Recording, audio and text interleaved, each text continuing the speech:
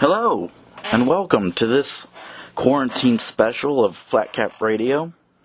With everything kind of going kablooey, I hope you're all staying safe.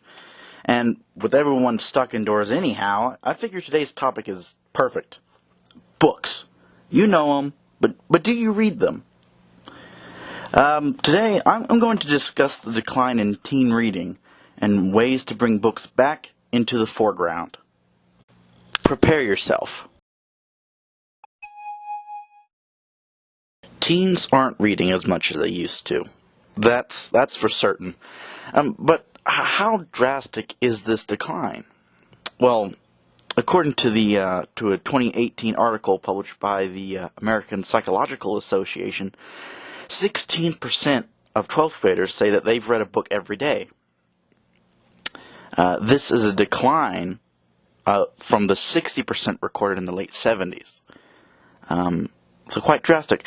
And it's not only books. There has been a measurable decline in reading of all print media. Surprisingly, according to this research, the decline in television use has also declined. And this can surely be accredited to the more modern uses of digital media, which one of the researchers of this study was actually quite surprised. They have a quote here that I'm just reading with the the usage of the modern electronic devices. The quote is, "It's so convenient to read books and magazines on electric devices like tablets. There's no going to the mailbox or to the bookstore. You just download the magazine issue or book and start reading. Yet reading has still declined precipitously." And this quote, I think, kind of overall illuminates to the issue that readership, with the advent of the digital media, has declined significantly. And so the trick is, not to get them to leave the digital media. Digital media is great. It's useful. And it's not to say that they aren't reading. Teens are reading, from Facebook posts to, their Twitter feeds and all that other electronic stuff. They are reading. But the trick here is that they, and they also go into this in this article as well, that while they're reading, the subject material that they're reading aren't lengthy. They're very short, very non-time consuming. A book, if you were to sit down and read it, has a lot to it. Whereas, your, Twitter, is only a few characters, a couple hundred. But here's the thing as well, is that teenagers recorded here also spend significant time on these devices. Reading, yes, or, any other thing on the internet. But it isn't books, and there is a quote here that I'd also like to link, is that there's no lack of intelligence among young people, but they do have less experience focusing for longer periods of time and reading long-form text. Being able to read long-form text is crucial for understanding complex issues and developing critical thinking skills. And I agree that this is, quite important with reading. Especially with digital media. It is known, Facebook particularly, is known for posting untrue and very biased news articles. And this is important. When you're getting all this information, kind of thrown into your face, it's important that the information is accurate. And books and reading these more things which, grows the critical thinking skills as the thing says. Those critical thinking skills are important for judging what is true And especially nowadays with, all this crazy news stories, you know the ones I'm talking about. I'm not going to go into detail. That it's important to judge whether or not they can be trusted. Fallacies, you can see those all the time. This is not to say anything against digital media, social media, or the press at all. But the fact is that you do see these. And that when someone takes these as fact, as truth, that there's a problem. And so by reading, not only, does it help with these critical thinking skills, which is important, especially for those, wishing to go into, college and university for further academics, but just, in daily life. But not only is there that critical thinking skills, like I said, which is great, useful, fine, but when it comes to reading, there is the whole side of entertainment, reading for fun. And I think this has also seriously declined. And I want to bring that back, not only for those beneficial skills, but as a form of entertainment that still retains value, even among and within, I suppose, the digital age. So, how would one bring back books? The problem, I think, lies in how teenagers view books and literature. If they don't already read for entertainment, then the only time they come across books in any form is most often inside, the school system.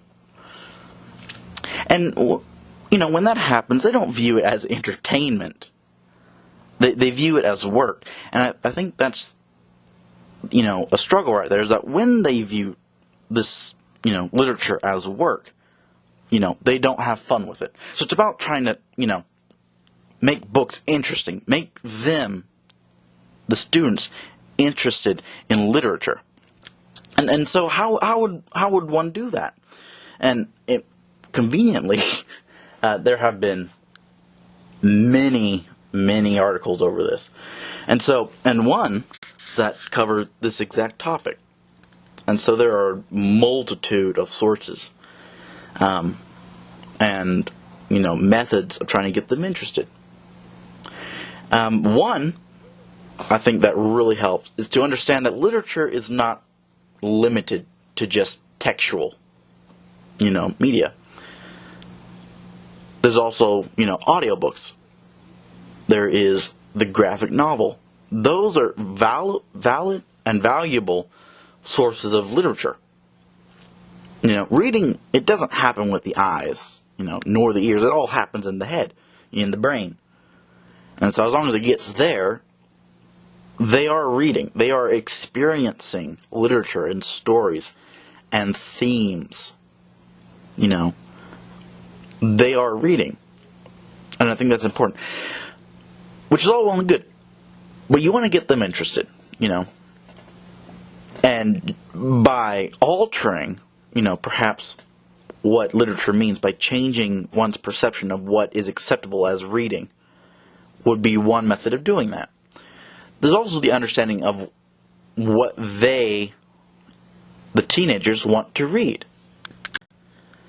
A lot of young adult books, get knocked because they're cheesy or they're edgy. They're unrealistic, perhaps. But, those of us who have gone through puberty and have gone on understand that the teenage years are messy.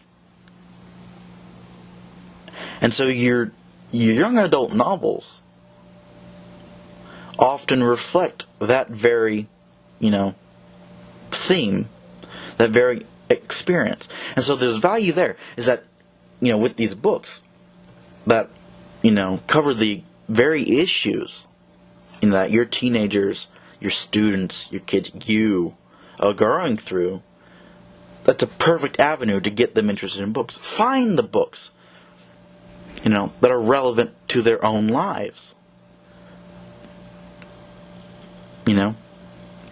First heartbreak, it's all about coming into your own. I think those teenage years are. And so you want to find books that reflect, if it's pertinent, if the themes and the stories are very much similar to what the students are going through, they are very much more likely to receive it. Another thing teenagers are often acknowledged is being a little rebellious. They don't like to obey any sort of structure. And that's fair, Again, the teenage rules are about discovering oneself, and I think part of that is reflected in their, rebellious nature. And so you can try to do this very same thing with books. Lure them in, Try and reach your little educational talents onto your students using books, that are either banned or perhaps more adult themed. Not only are these banned books, these adult themes, important because they often have very valid, important themes and topics that are ripe for discussion, but they can also prepare one for the harsh realities outside of school. And teenagers, being as rebellious as they are, might read these banned books simply because they are not allowed. They are forbidden. And that gives this sense of anarchy, perhaps, in the fact that they are reading what shouldn't be allowed. And that's another useful tool. But in this age of, digital media, theater, film especially, is that movies are a great way of introducing, characters and stories to your teenagers that they might enjoy. And often there are film adaptations of books. Adaptations of books. And so, if you were to find perhaps, a movie that your students enjoy, find the book adaptation. And for certain, I can assure you that this one is a fantastic tool. For instance, this is what got me into reading. Growing up, early elementary, I didn't like reading. I thought it was boring. But Harry Potter, I grew up with the films. I'm an early 2000s kid. I grew up with Harry Potter, and I love the stories.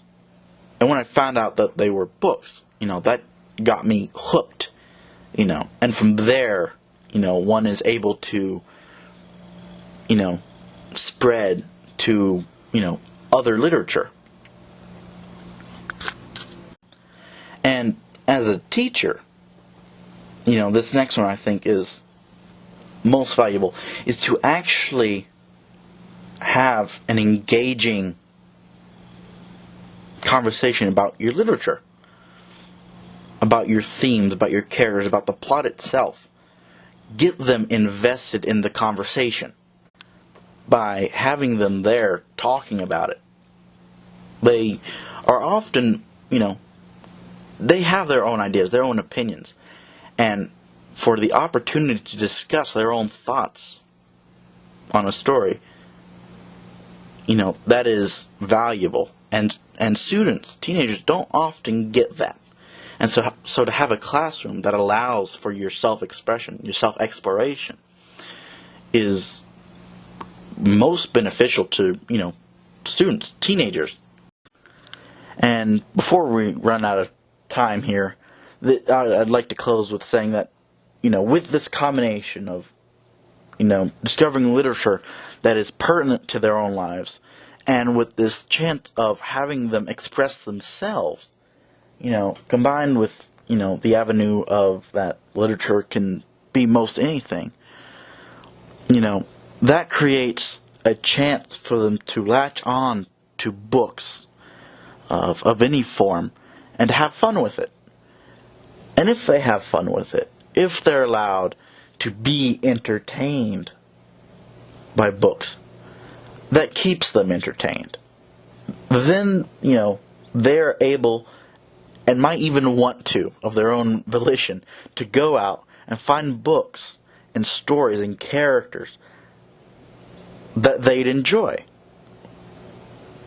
And I think that is what makes reading entertaining. And that is something I think too often the classroom forgets, is that reading can be entertaining. And by forming a classroom set up like this, allowing them to have fun with reading, that is beneficial.